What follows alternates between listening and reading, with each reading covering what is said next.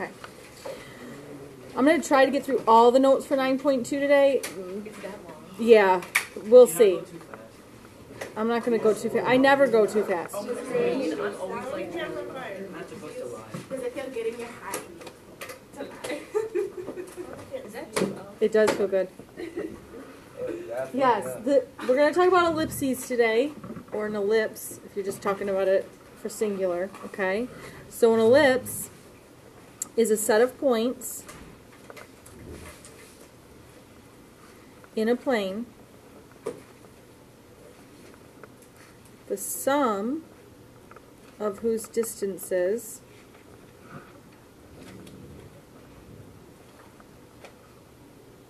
from two fixed points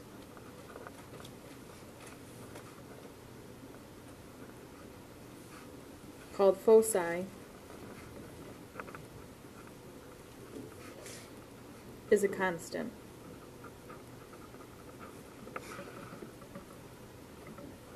Okay, so just like we did with the parabola notes, we're going to define a whole bunch of terms. We're going to draw a picture to go along with it. Okay?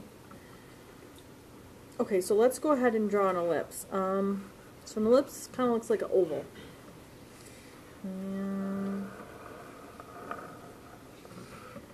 That's pretty good. Can be horizontal or vertical. Okay.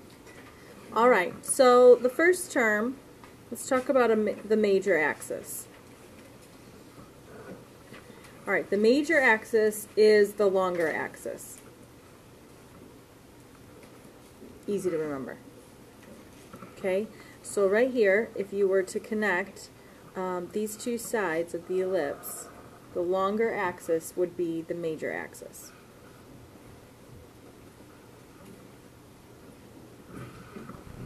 Okay.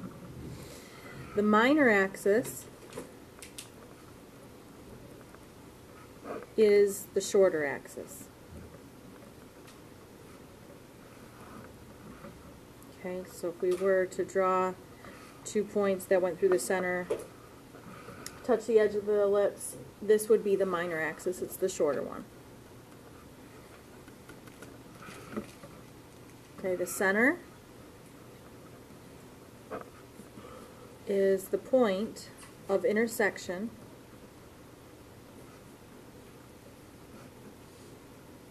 of the axes.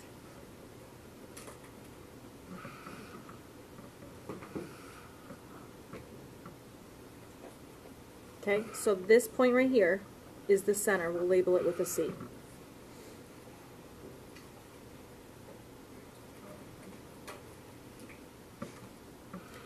The vertices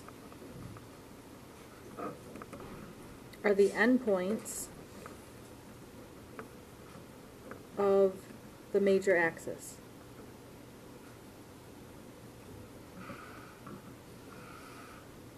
Okay, there are two of them. That's why they're vertices and not vertex. So this point here and this point here are the vertices. We'll label those with V's. Okay. The endpoints are the endpoints of the minor axis.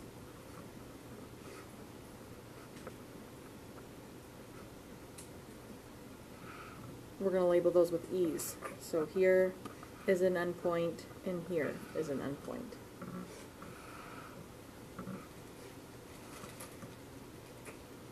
The foci, okay, it's just plural for focus because there are two of them. Okay, so the foci are two fixed points along the major axis.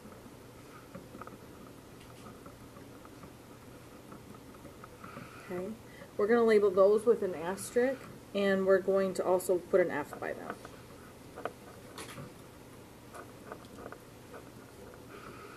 Okay, so those are the foci. So far, so good? Okay. There's a new word we haven't talked about yet, and that's called the eccentricity. So the eccentricity basically talks about like the degree of ovalness. So does this look like more oval or does it look more circular? So it's the degree of ovalness. I don't know if that's a word for real. It doesn't matter. The thing you need to know about the eccentricity is that it has like a little formula. E equals C divided by A. And this we want to remember, okay? Because it helps us to write the equation. So remember when I gave you a bunch of information about a parabola and I asked you to write the equation of it? Same thing's going to happen with an ellipse, and eccentricity sometimes comes into play. Okay? There are a few other pieces we need to know. So A is the distance from the center to a vertex.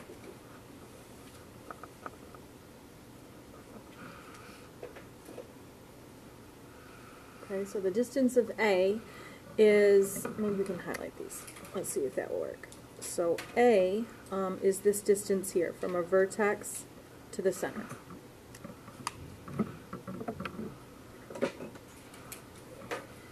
B is the distance from the center to an endpoint.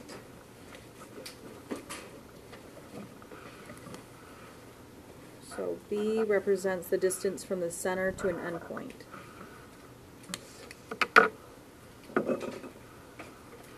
And then C is the distance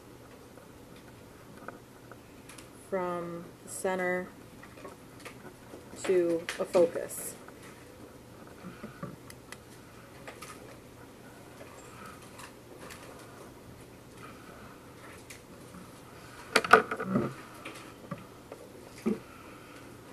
So far, so good? Okay, still a lot more. Still more definitions coming. Okay? Alright, so there's a few things you need to know. First of all, with an ellipse, A will always be greater than B. Okay? A is always greater than B. And C squared is equal to A squared minus B squared.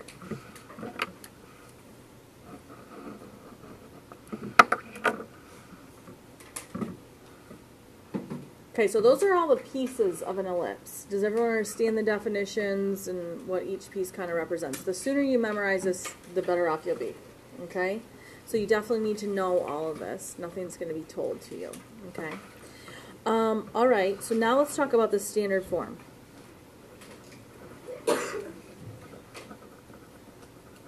Of an equation, of an equation of an ellipse. Okay, so there's two of them again because an ellipse can either be horizontal or vertical. So if you have a horizontal ellipse, it's going to look like this. X minus h squared over a squared plus y minus k squared over b squared equals 1. Okay, and this is for a horizontal one. So it'll look like that. So kind of like the one we just drew. Okay, then there's another formula. And that one is x minus h squared over b squared plus y minus k squared over a squared equals 1. And that's when your ellipse is vertical, and it looks like that.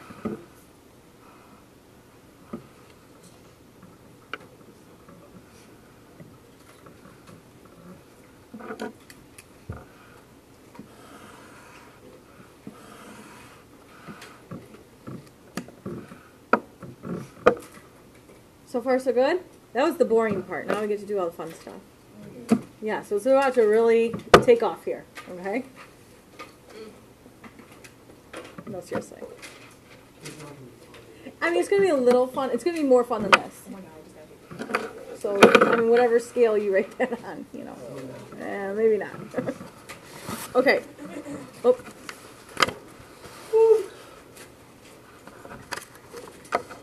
Okay, so now we're going to do a bunch of examples. Yeah, exactly. Okay, so example 1. Yeah, we have pages of examples to go. Oh, this next one? Yeah, I'd turn the page. Just turn the page. I mean, that's all your good information on that first page, so maybe. Okay. It's your notes. You do what you got to do. So find the center, vertices, endpoints, foci, and eccentricity. Sketch and label a graph.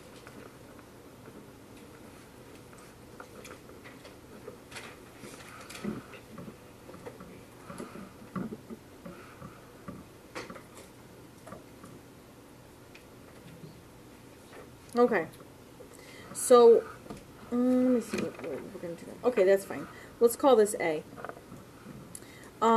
X squared over 9 plus y squared over 16 equals 1. Okay, so we have like lots and lots to decide. You can pull a lot of information off of this equation right now. So right now we're in standard form, okay? So the first thing you want to do is you want to decide whether this is vertical or horizontal. So now, to decide that, you want to think about the A value. So I told you that A always has to be greater than B. So doesn't that mean that this has to represent A squared and this has to be B squared? Okay, so that's like the first thing we're going to think about. Now, if you didn't memorize the formulas yet, which I'm assuming you haven't since we wrote them down less than a minute ago, let's just think for a second. A represents the distance from the center to a vertex, right? And that's along the major axis. So if the bigger number is under the y, do you think this is going to have a long vertical axis or a longer horizontal axis?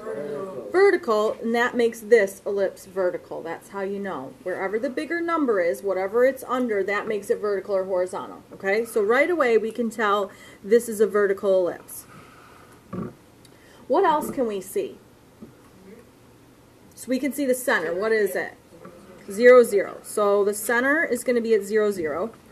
Don't we also know A and B? Right? A is 4 and B is 3. You just have to take the square roots of those numbers. Okay? Can we find C then? Yeah, because we have a formula that says C squared equals A squared minus B squared. So we're going to do that next. So C squared equals A squared minus B squared. So I just get C squared equals 16 minus 9. So C squared is 7. Right? Which means the C is the square root of 7. Keep in mind that C represents the distance from the center to a focus. So it always has to be the positive root because it represents distance there. Okay? Alright, so now I know that C is the square root of 7. So I'm just going to sketch what I have so far. It's not much, but it's enough to get started. So I know that I have a center at 0, 0. Now, when it comes to finding all these other pieces, so I have to find the vertices, the endpoints, the foci, and the eccentricity. I'm just going to kind of go down the line. I'm going to think about what each piece means. So from the center to a vertex, it has a distance of what? Go back to your definitions. So the distance from the center to a vertex is A, right? So that means I need to count a distance of 4 from the center. Now I know this is vertical, so that one has to go up and down. So I'm going to count 1, 2, 3, 4. Here I have a vertex. Down 4. 1, 2, 3, 4. Here I have another vertex. So my vertices are at negative 4, 0 and 4, 0.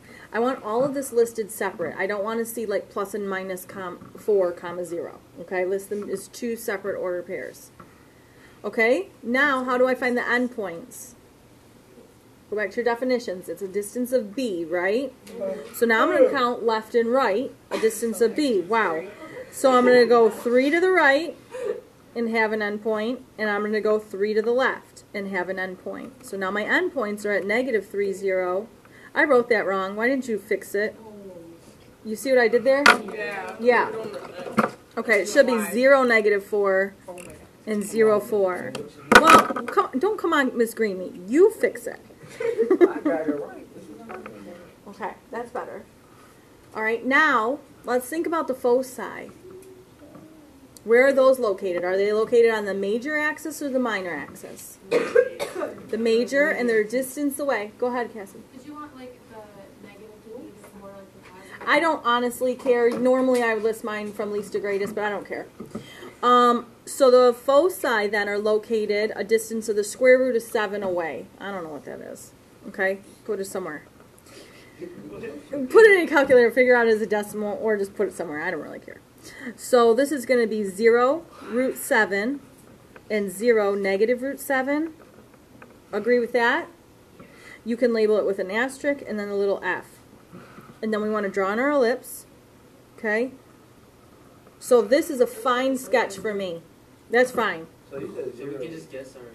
I mean, put it in the calculator would be a better bet, but it's got to be 2 point something. What? Yeah, 0, negative root 7, and 0, positive root 7. Now, the eccentricity is just c over a. So you just take c, which is the square root of 7, and divide it by a, which is 4. So your eccentricity is the square root of 7 over 4. The closer that number is to 1, the more circular this object is. Just FYI. Okay? Okay, that was easy, right? Yes? Not a graphing calculator, but you can use a non-graphing calculator. Yeah, absolutely. You're welcome. Okay, let's go to B. For B, we're going to do the same thing we just did. We have the same directions, but the equation is going to look a little bit different this time. You have a question? Yeah, can you explain how you decided it would be vertical? Sure, let me go back. Let me just write this, and then I'll go back. So if you look at this, you always think about the fact that with an ellipse, A is always the bigger number, okay? So A is greater than B. In that case, I can see that 16 is greater than 9. That means that 16 has to represent the A squared. So that bigger number is over the Y. Well, in order to stretch out Y, you'd have to stretch it out vertically. Okay? So if the bigger number was under the X, then we would stretch out horizontally. Okay? Is that 36y? Yes. Okay, so what's the problem with this one? It's not exactly. You're losing, by the way. It's still working. Now, what do you think we're going to have to do in this one? Complete the square 2 times. So let's go through this one more time. If you were absent on the days of the first notes, this might be helpful, okay, to pay special attention to. So, the first thing you have to do is you have to group your terms together, right? Your x's together, your y's together, and you can move over the constant to the other side. I'm going to move over the constant once I do the next step. So looking at this, does everybody agree that you have to factor out a 4 from these x terms because you have to get a coefficient of 1? Yes. Okay, so I'm going to do that first. So I factor out the 4, I'm left with x squared plus 6x, and I'm going to leave a space. Now, it's like I'm going to start a new problem, so I'm ignoring all this, focused on the y's now. I need a coefficient of 1, so I got to factor out the 9. So I'm going to put a plus 9 times y squared minus 4y. Leave a space. Equals what? 36. Negative 36. Moving it over. Because you got to move it over. Now, we're going to keep completing the square. So looking at the x, you got to take half of b, so half of 6 is a 3. I'm going to do a plus 3 squared here. Keep in mind, whatever you're doing on the inside, you have to multiply it by the 4. So inside, I'm adding a 9 times the 4. I'm really adding a 36 here. If I add a 36 on the left side of the equation, you got to add a 36 on the right side. Okay? Look at the next one. You're going to take half of negative 4. This time, I'm going to add this negative 2 squared here. Inside, I'm adding a 4 times the 9, I'm really adding what? 36 again. So I'm going to add another 36 over here. Are you with me? Yes. At that point, it's time to factor, right? So we're going to drop down the 4 times x plus 3 squared. Here, I'm going to drop down the 9 times y minus 2 squared equals 36. Okay, so far so good. Now, go back to what the standard form looked like on the very first page of your notes. What did it look like? What is it set equal to? 1. So with a circle, do you remember that both of those terms that we factored out matched? Yeah. They were the same. And so you could just divide by those. But we're not going to do that anymore because with a circle, it can be set equal to anything. But with an ellipse, this equation has to be set equal to 1. So what do I have to divide by everywhere? 36. 36.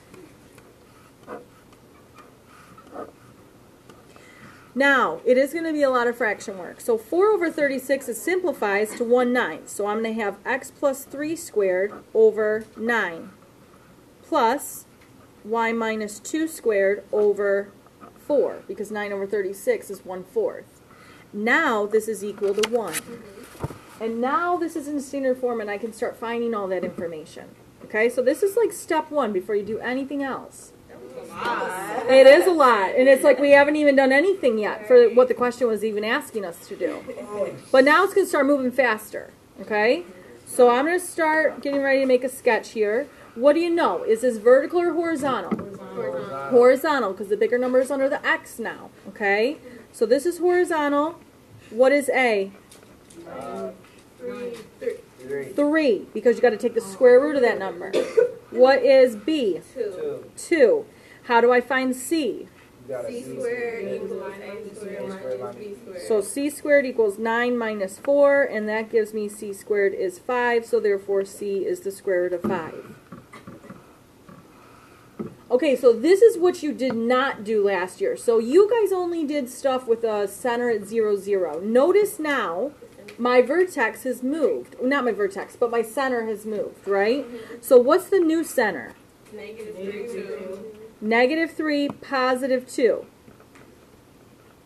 But we find this stuff the same exact way we just did, right? So we're looking for the vertices, the endpoints, the foci, and the eccentricity.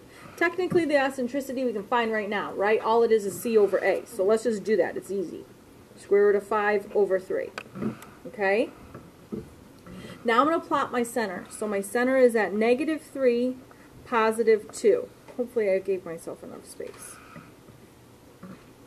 Okay?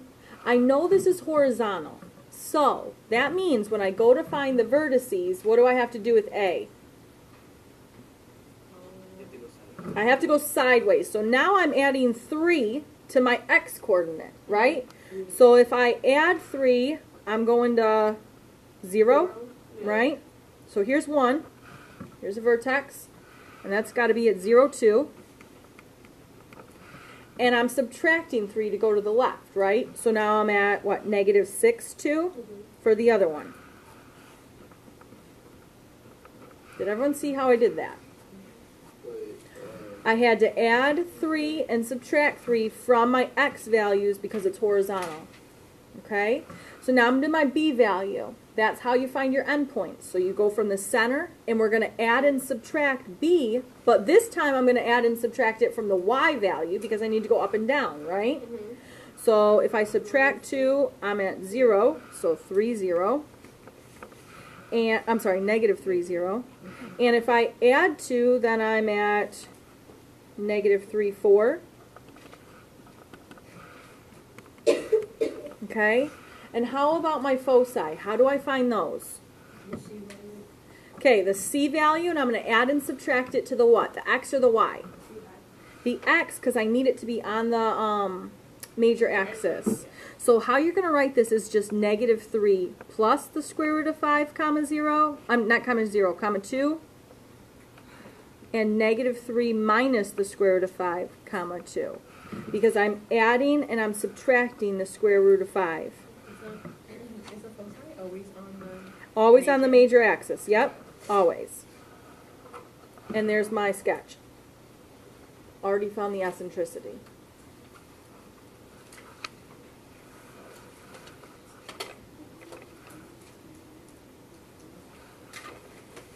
Okay, ready to shift gears now? So this, you'll notice this is really similar to everything we've already been doing, right? We had to complete the square. We had to find all this information. You just have to remember which pieces are which. Okay, we're going to shift gears now. This is going to go into part B. So we are going to get through all notes today. Okay, so now we're going to write some equations given some information. Okay, so let's call this example 2. And the directions are going to be write the equation of the ellipse given the following information.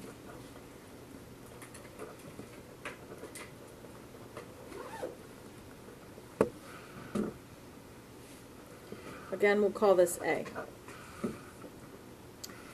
Okay, so given a center at 0, 0, one focus at 2, 0, and a vertex at 3, 0.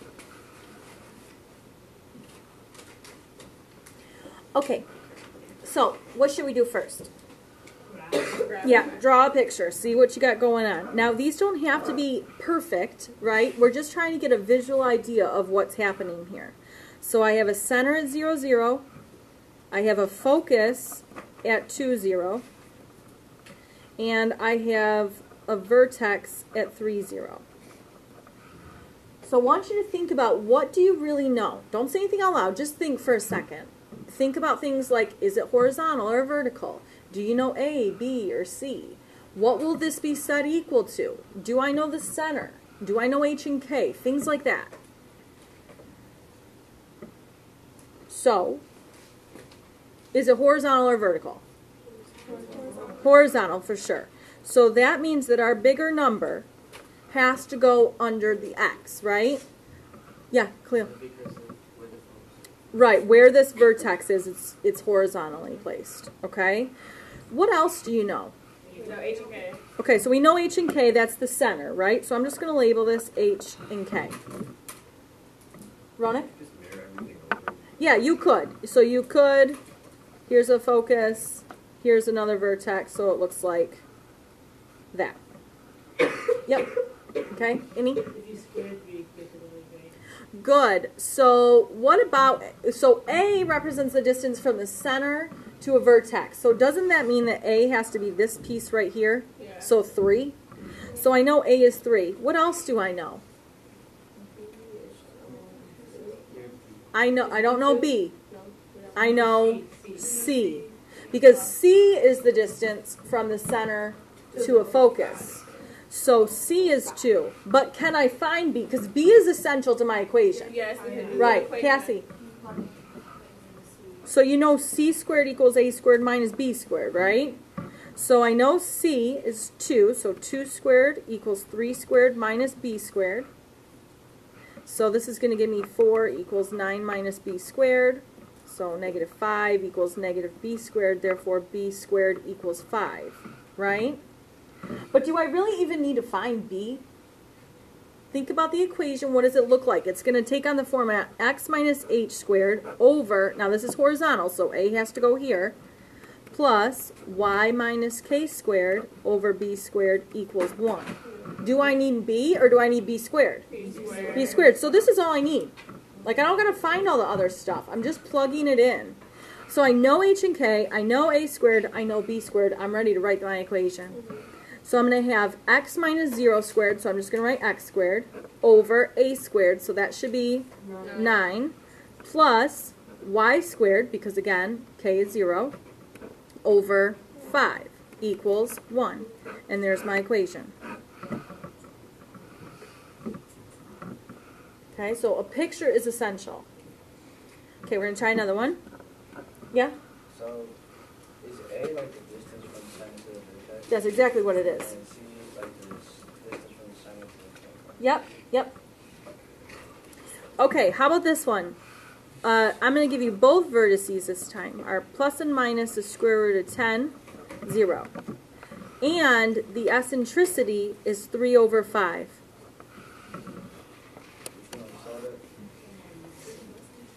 No, we're going to talk about this one together. There's a trick on this one. Okay, so the first thing we should do is sketch it, right? So I have negative 10, 0, and 10, 0. And these are the vertices. So let's just talk about that first. Like, that tells you a lot of information, actually. Is it horizontal or vertical? Is it horizontal or vertical? Yeah, it's horizontal, isn't it? Because that's the major axis, isn't it? Okay, so I know it's horizontal. So I know my bigger number has to go under the x. Okay? What else do I know from those 2 points alone? No. Just from plus and minus 10, 0. What do I know? I know the center. Doesn't the center have to be in the middle of these two? So the center has to be at 0, 0. Okay, so that is a major piece of this, right? So far I know x squared plus y squared equals 1, and then I know that the a squared has to go under x. Agree? Okay. No. Right? Because this one, in B that we just did, we shifted. Right? Okay. So now, what else do I know from only those two vertices? Well, don't you know C then because of E? Not C. A. I know A. Because A is the distance from the center to a vertex. So doesn't A equal... No. 10. 10. Like 10? Please, just pause. Don't look at this. I warned you and warned you. Don't look at this. Only look at this piece of information right now. That is it. So, Now, the reason why I didn't want you to look at this yet is because think about what this is. Eccentricity is C over A, right? So all of you started, not all of you, but some of you started saying A is 5, A is 5, A is 5, because you saw C and A. But is A 5? No, A is 10. A has to be 10, right? Because we can see it. This is simplified. Right? It represents C over A. Well, you know, if C is 20 and A is 10, then the eccentricity is going to be 2. You don't know what it was before you plugged it into the fraction and simplified it. Got to use that brain. C, let's find out what it is. So how can you find C? If you know A is for sure 10, because it is 10. It's the center of the vertex. C over A, we know, is 3 over 5. But what we also know... Shh. Don't steal my thunder, is that A is what? 10. So we don't know this. It's like a proportion, right? You got to cross multiply. Or you can use your head and say 6. So C is really 6. This has been simplified. You cannot go right to the fact that, okay, C is 3 and A is 5. You got to think about it first. So now, what can we do? We should plug it into C squared equals A squared minus B squared, shouldn't we, to find B? Sort of. It's more than subtraction. So C squared equals A squared. Oh, C, I know. I can plug in 6. C squared equals A squared minus B squared. Right? That's a 6, clearly. So this is 36 equals 100 minus B squared. So isn't B squared 64?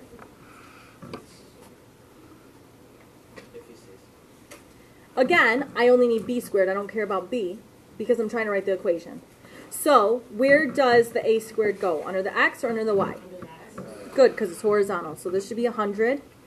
And B squared should be 64. And there's your equation. I told you this was going to be fun. What part? Okay, so 36, and then like, they have to be 100 divided by the negative. Yeah. Okay, now you're going to try one. Wait, I'm not ready. Yes? Not right now. We're going to try one more. We're going to try one more. Actually, you're going to try one more. Yes, this is going to be our last one. So the vertices are 3, 1. I don't know why you're so excited. This is so exciting. I don't know why you'd want it to end. And 3, yeah, but my opinion is the only one that counts, right? So here's your vertices. And here's the minor axis. Okay, So you and your partner, or the people around you, talk about how do you do this one. Let's start with drawing shape. It's essential.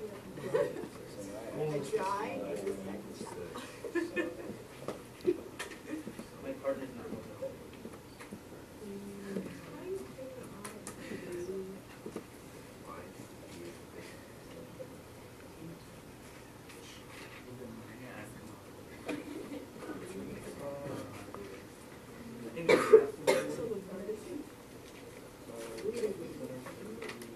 The minor axis.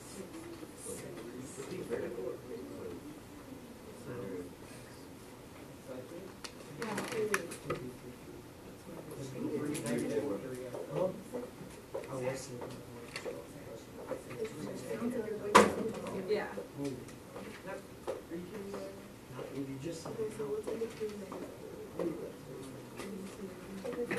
Don't look at me first. -7 plus 1. -6 divided by 2 is -3.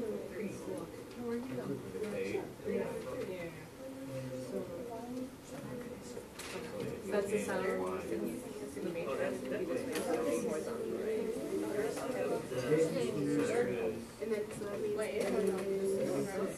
So 6 is because -3 1. Yeah. I don't get it.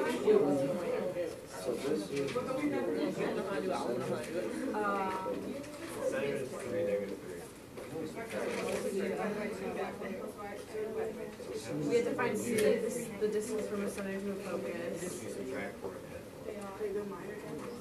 Oh, we don't know the focus. I don't know this way. Yeah. Yeah. How do you know if it's horizontal? 1, 2, 3. Because the minor is 6. So 1, 2, 3, 4, 5. Like, we just have that would be where the endpoints. Yeah, that'd be where one of the endpoints are. Maybe that's the center. No. So maybe the how does the minor axis help us?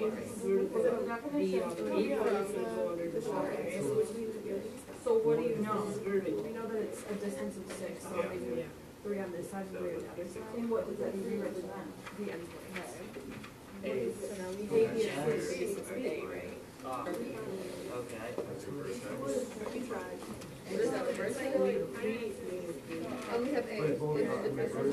Okay, so Okay. think about it, it's gotta be halfway between these, doesn't it? So now we have to find C. We don't have to find C, right? Because you don't need it to write the equation. So since it's vertical, I don't even know. Yeah. Why verge? Is B squared, so 9. Yeah, vertical. Yeah. B squared is under the X. A is 6 to the left and to the right. Up and down. Jackie, So you put an endpoint in the y and it's Right. 6.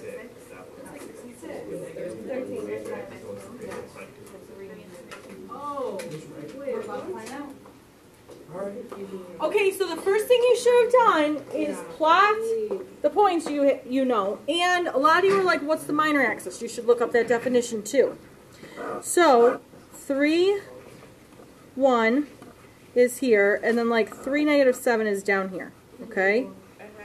So if this is a vertex and this is a vertex, doesn't this mean, first of all, that this is vertical? Yes. Also, doesn't the center have to be halfway between these two? So that would place it at, what, 3, -3? Okay, so the center is at 3, -3. So I know so far x minus 3 squared plus y plus 3 squared equals 1. I don't get that. Why is this vertical? Because the vertices go up and down. So that And if you look back at this one, the vertices went left and right. So that was horizontal. You're going off the vertices. That tells you whether it's horizontal or vertical, because those are on the major axis. Okay? So now, don't you also know A? A is 4. And you know it's vertical, so this has to be 16 now. right? The only thing you don't know is B. But you can find it pretty easily because they tell you that the minor axis is 6. The minor axis represents the distance across, right? The smaller one. Well, this here represents a distance of B, and doesn't that have to be 3 if the entire axis is 6? So then you plug in 3 squared, which is 9. That's weird. How do you get 16? 4 squared. Wait, you mean the difference between the two vertices? Yes. Well, half the distance between them. Yeah. Okay?